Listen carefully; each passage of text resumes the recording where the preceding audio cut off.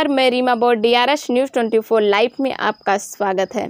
जिला जौनपुर में राष्ट्रीय ओलमा काउंसिल के राष्ट्रीय प्रवक्ता तलहा रसादी पार्टी के अन्य पदाधिकारियों के संग पटेला में एक विवाह समारोह में शामिल होने आए थे, जिसके बाद इन्होंने राष्ट्रीय ओलमा काउंसिल के विधानसभा 365 शाहगंज के पटेला कार्यालय में प्रेस वार्ता को भी संबोधित किया।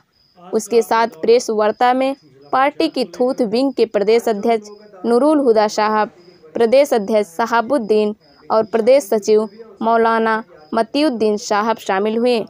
प्रेस वार्ता को संबोधित करते हुए राष्ट्रीय प्रवक्ता एडवोकेट तलहा रसादी ने कहा कि जौनपुर जिला पार्टी की बुनियाद है और हमारे राष्ट्रीय अध्यक्ष मौलाना आमिर रसादी का जनपद जौनपुर से विशेष लगाव रहा है, क्योंकि 2008 में जिस वक्त राष्ट्रीय अध्यक्ष ने जुल्म और अन्याय के खिलाफ आवाज़ बुलंद की थी, तो जौनपुर एक ऐसा जनपद रहा जो कदम से कदम मिलाकर खड़ा होने का काम किया।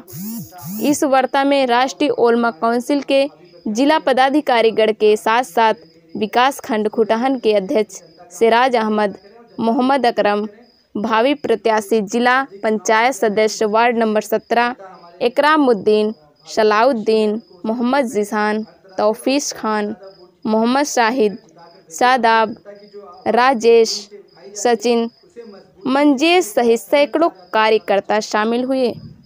की जा सके और यहाँ के विकास पे कुछ हो सके। आगामी विधानसभा चुनाव 2022 में क्या राष्ट्रीय ओलमा काउंसिल का गठबंधन होगा, छोटे दलों से या बड़ों से, क्या इस पे क्या रणनीति है आपकी?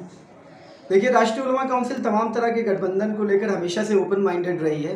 ये हमने हमेशा ये कहा भी है, हमारी जो पार्टी की लाइन रही है कि जो लाइक माइंडेड पार्टियां हैं, जो हम जिनसे हमारी विचारधाराएं मिलती हैं, उनके साथ लेकर हमें काम करना है, उनके साथ लेकर बढ़ना है। तो गठबंधन राजनीति में तो गठबंधन कभी भी होता रहता है और गठबंधन बहुत से बनते रहते हैं, बहुत से टूटते रहते हैं। तो इस चीज़ को लेकर ये है कि हमारी कोशिश भी है कि जो सामान्य विचारधारा की पार्टियां हैं उनके साथ गठबंधन हो और इसे आगे बढ़ा जाए, क्योंकि कहीं ना कहीं इस समय जो प्रदेश के हालात हैं वो जनता पूरे तौर पे परेशान है, त्रस्त है। इसलिए भाजपा को सत्ता में आने से रोकने के लिए जो भी तरीका होगा, जो भी चीज़ें पॉसिबल होंगी, राष्ट्रीय ओलमा काउंसिल उसे करेगी। किसानों का आंदोलन चल रहा है दिल्ली में, सरकार अपनी जगह अडिग है, किसान अपनी जगह। आपके पार्टी के क्या किसानों को लेकर क्या रणनीति? देखिए, सरकार अडिग है, उसके पीछे साफ साफ रवैया है। शुरू से हम लोग ये कहते आ रहे हैं कि नरेंद्र मोदी जी की जो सरकार है ये पूंजीवादियों की सरकार है।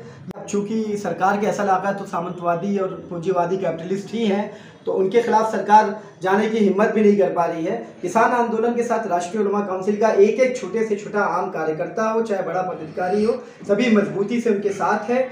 जहाँ जब भारत बंद की नौबत आई है, जो और अन्य भी प्रदर्शन हुए जहाँ पे, तो हम लोगों ने किसान आंदोलन को हर तरह से समर्थन किया, उनका साथ दिया। हमारे जो बड़े कुछ पदाधिकारी हैं उन्होंने, राकेश टिकैत जी और ये अन्य नेता हैं, उनसे वार्ता में भी रहे, उनसे संपर्क पे भी रहे। तो हम किसान इस देश का की रीढ़ है, किसान यहाँ का अन्नदाता है। राष्ट्रीय ओलमा काउंसिल पूरे तौर पे इस आंदोलन के साथ है। शहाबुद्दीन साहब पार्टी के प्रदेश उपाध्यक्ष हैं, आप बताएं 22 चुनाव के लेकर क्या रणनीति है आपकी? प्रदेश में चुनाव लड़ाएंगे या मखसूस सीटों पर? बिल्कुल लड़ाया जाएगा। अभी फिलहाल हम लोग का फोकस है जिला पंचायत के बाद उस पर रणनीति बना के चुनाव विधानसभा 2022 का चुनाव लड़ा जाएगा, मजबूती के साथ लड़ा जाएगा। देश में बढ़ती महंगाई पर आपकी क्या प्रतिक्रिया है? महंगाई, देश की बढ़ती महंगाई पे हम लोग उसी पे काम कर रहे हैं। इसीलिए 2022 में विचार कर रहे हैं कि बीजेपी को हराने के लिए अदर पार्टियां जो भी साथ हमारे आना चाहती हैं, हम मिलजुल के चुनाव लड़ना चाहते हैं और बीजेपी को दूर भगाएंगे तभी महंगाई हटेगी। और कोई विकल्प नहीं नजर आ रहा है कि जब तक बीजेपी रहेगी दिन के दिन महंगाई बढ़ता जाएगा।